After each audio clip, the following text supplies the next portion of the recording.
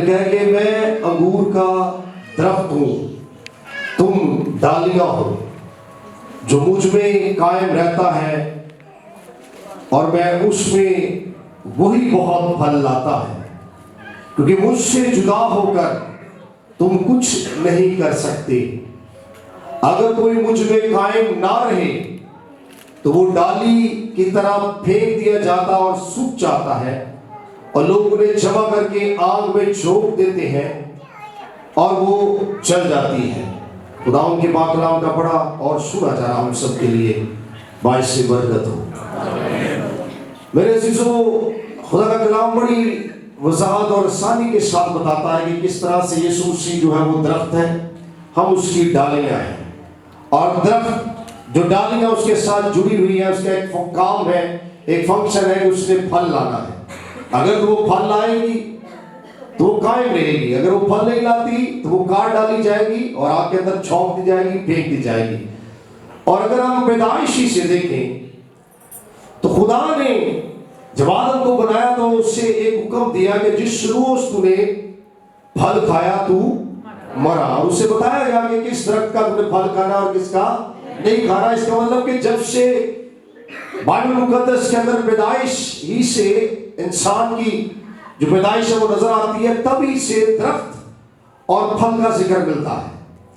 और अगर आप मुकाशवा 22 बाब उसकी दूसरी आयत को देखें तो वहां पर भी आपको एक दरख्त नजर आएगा जिसके पत्तों से भी शिफा निकलती है, और कई तरह से फल जो है वो नजर आता है पैदा होता हुआ। तो कहने का मकसद है कि कितना जरूरी है जिंदगी के अंदर फल लाना, या फल का हमारी जिंदगी से नजर आना, और यहां तक कि खुदा की बादशाह के अंदर कायम रहने के लिए आपकी जिंदगी के अंदर फल का होना बहुत जरूरी है। और यीशु मसीह ने इसी बात की 16वीं आयत के अंदर कहा, तुमने नहीं बल्कि मैंने तुमको चुन लिया है। किस लिए? और मुकर्रर किया है कि तुम बहुत सा फल लाओ और वो फल कायम रहे। तो इसका मतलब है कि यीशु मसीह के चुनने का, बुलाने का, मुकर्रर ऑर्डेन करने का एक खास मकसद ये भी है कि हम फल लाएं और वो फल हमारी जिंदगियों के अंदर कायम रहे।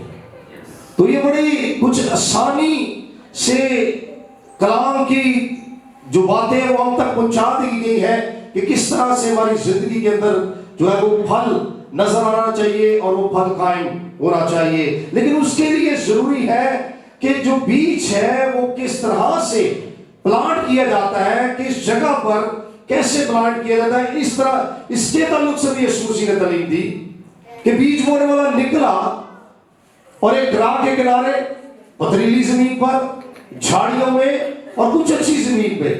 तो फल कौन सा लाया? जो अच्छी जमीन पर गिरा। तो इसका मतलब है कि तालीम मिली और वो फल कितना लाया, किसी को याद है? 30 गुना, 60 गुना और 100 गुना।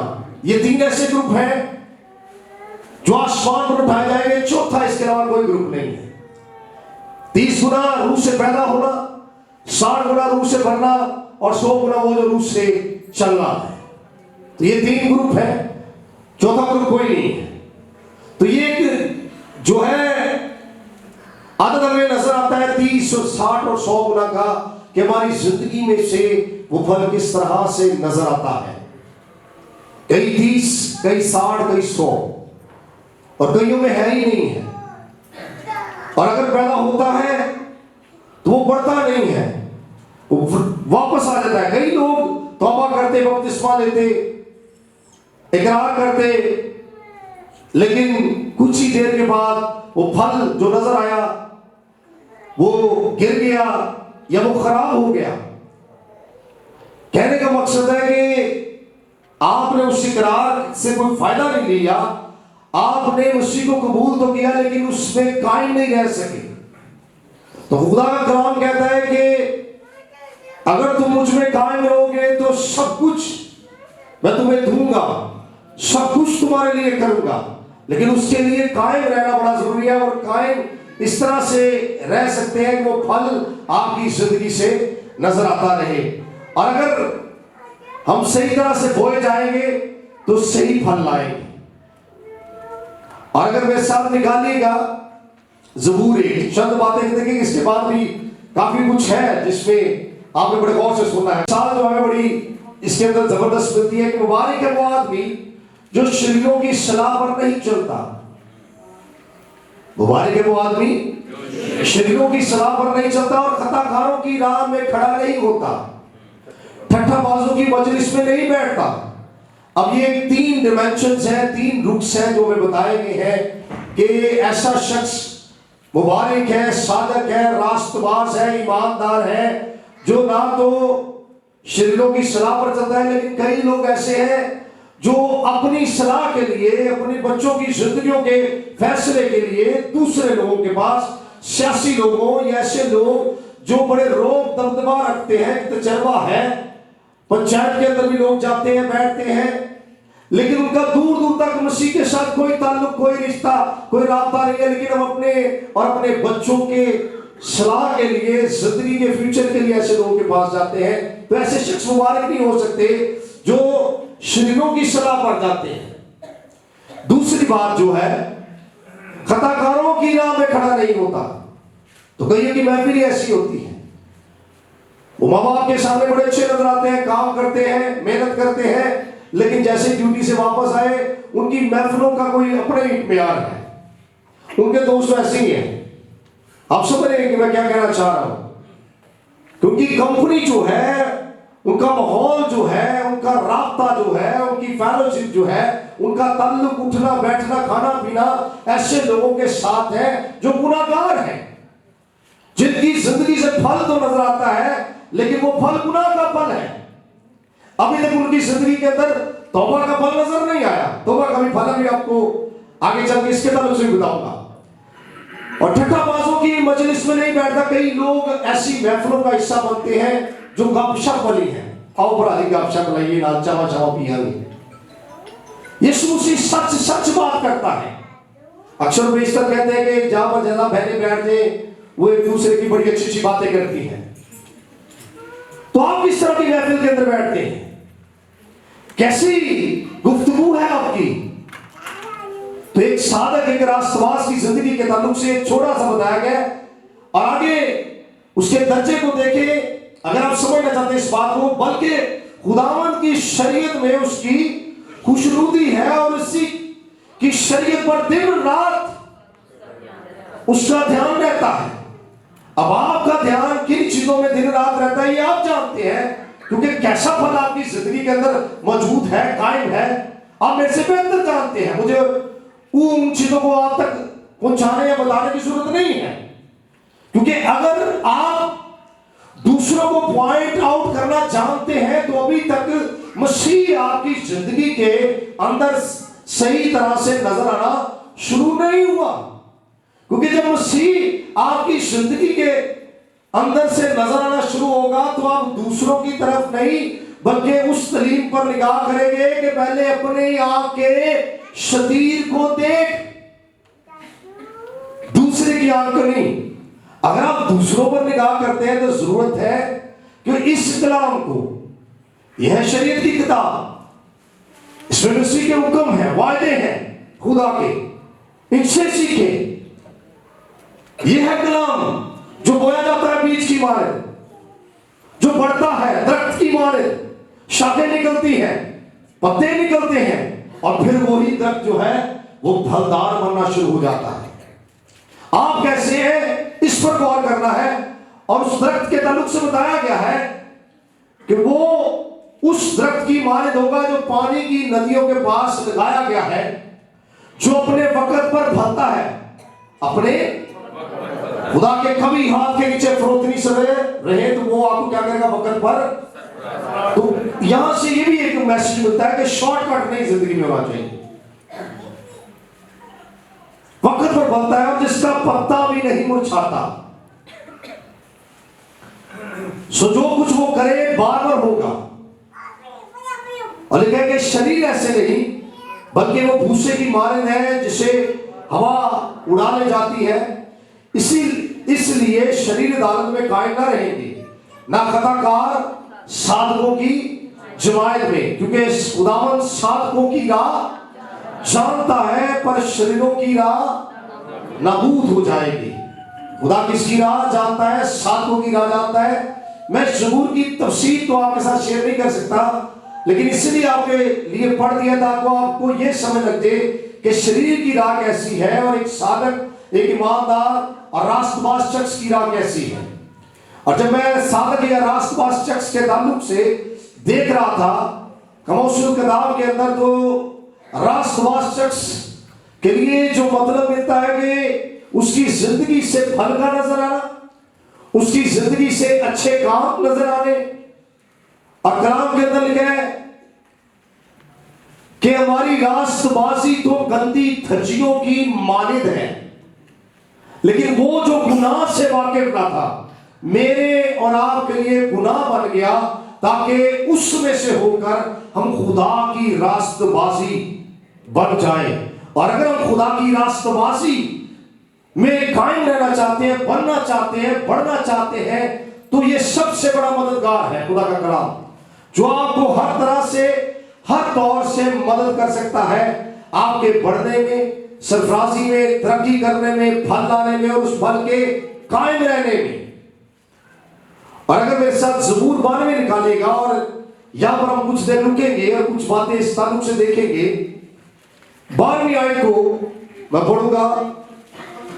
साधक, मैं बात कर रहा हूं साधक की, तो साधक खजूर के दरख्त की माने सरसब्ज होगा। अब ये उस शख्स के ताल्लुक से बताया गया कि उसका फल कैसा होगा, वो कैसा नजर आएगा। सरसब्ज जो होना है वो यहां पर इस बात को जाहिर करता है कि वो मजबूत होगा, शादमानी और शादाबी जो है वो उसकी जिंदगी का हिस्सा बनेगी। वो बीमारियों के अंदर, लाचारियों के अंदर, कमजोरियों के अंदर ही गिरा नहीं रहेगा, बल्कि वो खजूर के दरख्त की माने सरसब्ज होगा। और अगली बात जो बड़ी अहम है, वो लुबनान के देवदार की तरह बढ़ेगा। वो लुबनान के देवदार की तरह बढ़ेगा। अब ये वो हिस्सा है जिस पर मैं ज्यादा बात करूंगा आपके साथ। और जब मैं इस ताल्लुक से देख रहा था कि खुदावंद देवदार ही क्यों, कि देवदार की मानगी क्यों बढ़ेगा, तो फिर मैंने इसके ताल्लुक से कुछ सीखा, समझा, मैंने गौर किया क्यों देवदार की माने।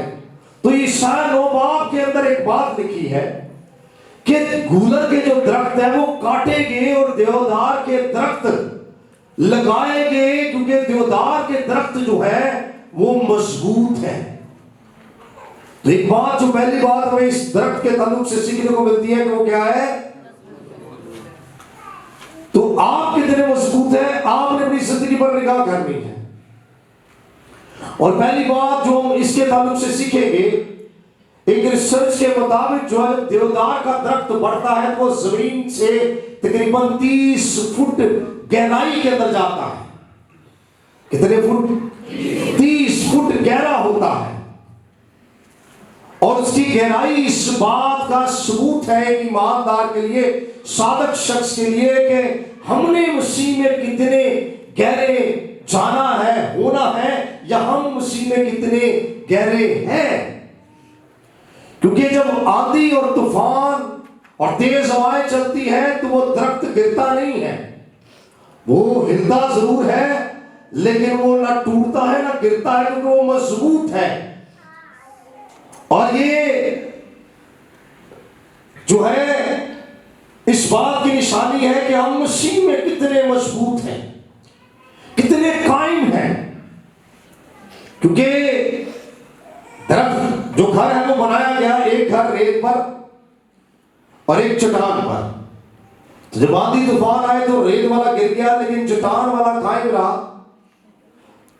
तो आप कितने मजबूत हैं, आप मसीह में कितने गहरे, कितनी गहराई के अंदर है।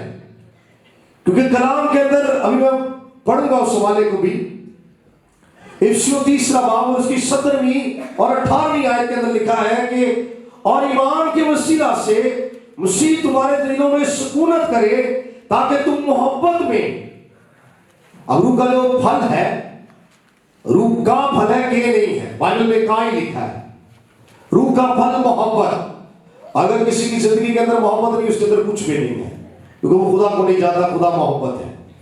तुम मोहब्बत में जड़ पकड़ के और बुनियाद कायम करके समकक्षों समेत बखूबी मालूम कर सकोगे उसकी चौड़ाई और लंबाई और ऊंचाई और गहराई कितनी है। मसीह के ताल्लुक से बात की जा रही है, और मसीह की उस मोहब्बत को जान सको जो जानने से बाहर है, ताकि खुदा की सारी मामूरी तक मामूर हो जाए। और खुदा की सारी मामूरी जो है वो यीशु मसीह में सुकूनत करती है। इसलिए जरूरी है कि मसीह यीशु में गहरे होते चले जाएं। दूसरी बात जो इस दरख्त के ताल्लुक से हम सीखते हैं कि ये दरख्त जो है ये तकरीबन 100 से 150 फीट जो है वो ऊपर को बढ़ता है। तो ये प्रेजेंट करता है कि एक ईमानदार की जो जिंदगी है वो कितनी मसीह में ऊंची होनी चाहिए, उसका कद कितना बड़ा होना चाहिए। कलाम में लिखा है हमने मसीह के कद के मुताबिक जो है वो बढ़ना है। और हमें ये भी इल्म होना चाहिए कि हम रूहानी तौर पर हमारा कद कितना है, जिस्मानी तौर पर नहीं, रूहानी तौर पर हमारा कद कितना है। और यही वो खास वजह थी कि उन दरख्तों की ऊंचाई जो थी लुबनान के अंदर उसकी अहमियत को पेश करती थी। इसी तरह खुदा की बादशाह निजात के अंदर, कलीसिया के अंदर आपका रूहानी कद ये साबित करता है कि आप मसीह में कितने गहरे और कितने लंबे हैं, कितने चौड़े हैं। ये आपकी रूहानी जिंदगी प्रेजेंट करती है। और तीसरी बात जो इस ताल्लुक से कि जब वो 9 या 10 फीट का होता है तो उसकी जो ब्रांचेस है वो बड़ी चौड़ी हो जाती है, यानी कि वो बड़ी अभी कम उम्र के अंदर है तो वो दूसरों के लिए बाबरकत है। और आपको पता है कि यीशु मसीह जब 12 साल का थे तो फकीर फरीसी भी उसकी बातें सुनते थे। उसकी रीजन क्या है कि बनी इस्राएल कौम के अंदर जो 12 साल का बच्चा है वो बच्चा नहीं रहा, वो आदमी बन चुका है। ये शरीयत के अंदर 12 साल का बच्चा बच्चा नहीं, वो आदमी है। और यीशु मसीह जब हैकल के अंदर 12 साल के थे तो जब वो फकीर फरीसियों की बात करता था तो वो किसकी बात करता था? वो इसकी बात करता था, कलाम की। और अगर आज आप कलाम की बात करेंगे लोग आपकी सुनेंगे, आपको लोगों के पास जाने की जरूरत नहीं पड़ेगी, सलाह करने लेने की जरूरत नहीं पड़ेगी।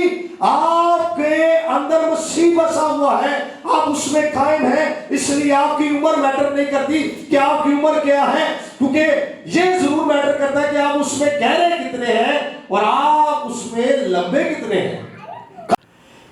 9वीं बात के देवदार के दरख्त पर जब बिजली गिरती है तो वो खुद जो है, अक्सर इस तरह आपने देखा होगा, दरख्त चीरे जाते हैं, टूट जाते हैं, गिर जाते हैं, लेकिन जब इस पर बिजली गिरती है तो ये दरख्त जो है ये और ज्यादा जो इसकी चमड़ी है जो उसका खड़ी नजर आती है वो नीचे से उसको और ज्यादा साफ और वासिया नजर आती है और उसको और ज्यादा खूबसूरत दिखाती है और बिजली करना अदालत को पेश करता है। और अगर आपकी जिंदगी के अंदर कोई आजमाइश, कोई परेशानी, अदालत आए तो बजाय आप औरों की तरह गिरे, बल्कि आपने कैसा नजर आना और चमकदार, खूबसूरत, मसीह का नूर। वो नूर, उसने कहा तुम दुनिया के नूर हो, नमक और नूर बनकर हमने जाहिर होना है। तो जब हमारे पर परेशानी आए, दुख आए, मुसीबतें आए तो इतने का मजबूत हो कि किसी भी तरह से कोई भी चीज हम पर गालिब ना आ सके। और अगली बात जो इसी ताल्लुक से 13वीं आयत है, जो खुदावन के घर में लगाए गए हैं। अब ये बात बड़ी जरूरी है, कई दफा हम दुआ करते हैं, बाइबल भी पढ़ते हैं, कलाम को कायम भी रखते हैं, लेकिन हमारी फेलोशिप नहीं है साथों के साथ, मुकद्दसों के साथ, चर्च नहीं जाते हम। बहुत सारी रीजंस हैं और हमने रीजंस तैयार की होती हैं, लेकिन कलाम ये कहता है कि जो खुदावंद के घर में लगाए गए और हमारे खुदा की बारगाहों में सरसब्ज होंगे। शुक्रगुजारी करते हुए उसके फाटकों में और हमद करते हुए उसकी बारगाह में उसकी हुजूरी को पेश करती है कि हम कितने को उसकी हुजूरी के अंदर रहने वाले हैं, कितने को उसकी हुजूरी के अंदर कह रहे हैं, और कितने को फेलोशिप। और यही ईमान की किताब के अंदर खुदा का कलाम में सिखाता है कि जो शागिर्द थे, जो वाकई मसीह के पैरोकार थे, उसकी तालीम को सुनते और उस पर अमल करते थे, वो हर रोज रफाकत रखने, रोटी तोड़ने और दुआ करने में मशगूल रहते थे।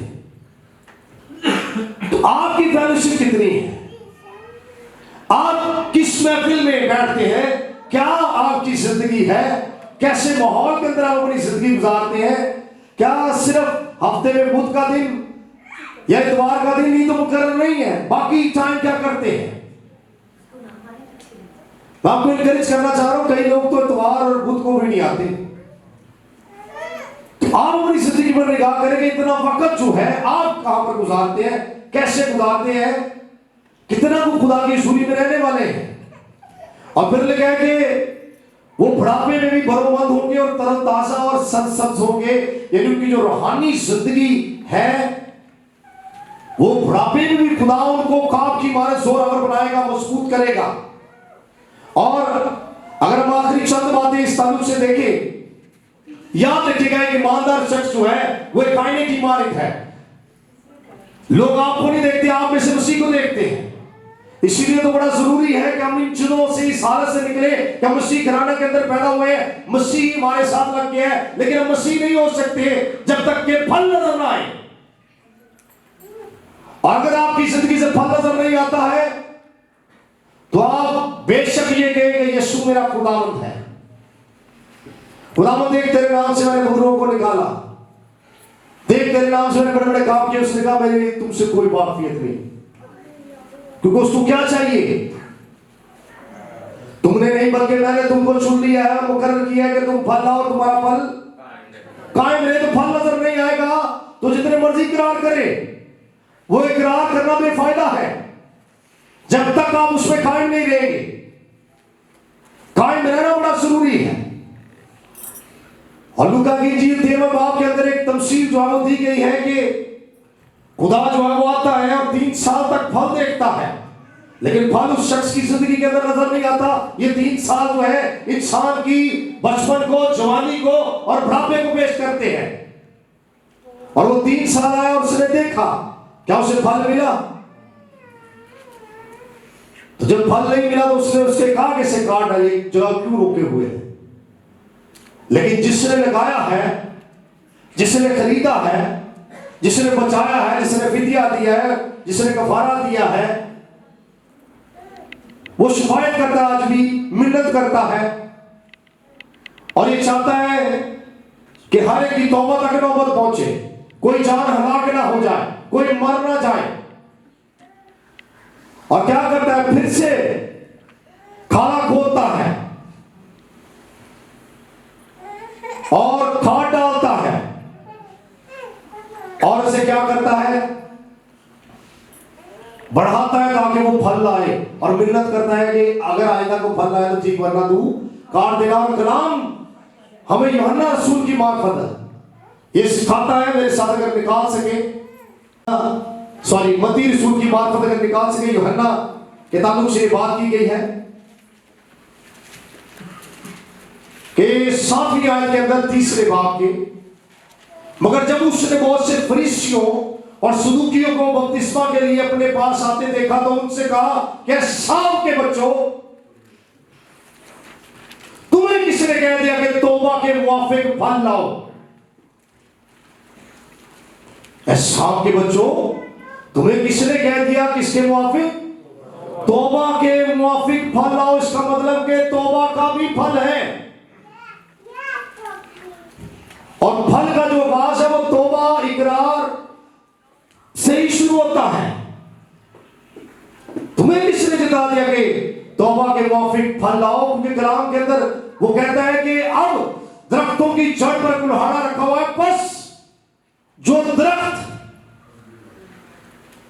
क्या नहीं लाता? अच्छा फल नहीं लाता, फल नहीं खाली अच्छा फल, फल तो लगता है मेरे का फल खराब होता है, फल तो लाया उसने, खराब हो गया, जो गिर गया फल वो भी लाया है, अच्छा फल नहीं लाता। इसलिए बड़े गौर करें कौन सा फल आपकी जिंदगी से नजर आता है। अच्छा फल नजर नहीं आता और वो काटा और आग में डाला जाता है। मैं तुमको तौबा के लिए पानी से बपतिस्मा देता हूं, लेकिन जो मेरे बाद आता है वो मुझसे जोरावर है, मैं उसकी जूतियां उठाने के लायक नहीं, वो तुमको रूह कुदूस और आग से बपतिस्मा देगा। उसका छाछ उसके हाथ में है और वो अपने खलिहान को खूब साफ करेगा और अपने घी को तो खत्ते में जमा करेगा, मगर भूसी को उस आग में जलाएगा जो बुझेगी नहीं। तो एक पिक्चर जो है एक अदालत की बड़ी वासिया तौर पर नजर आती है कि यीशु मसीह आएगा, कि जब अदालत होगी, अदालत भी उसकी हाथ के अंदर है, वो फल को देखेगा। मेरी और आपकी जिंदगी के कौन सा फल नजर आता है, खुदा क्या चाहता है। शागिर्दों की जिंदगी से फल नजर आया और रूह कुदूस से वो भर गए।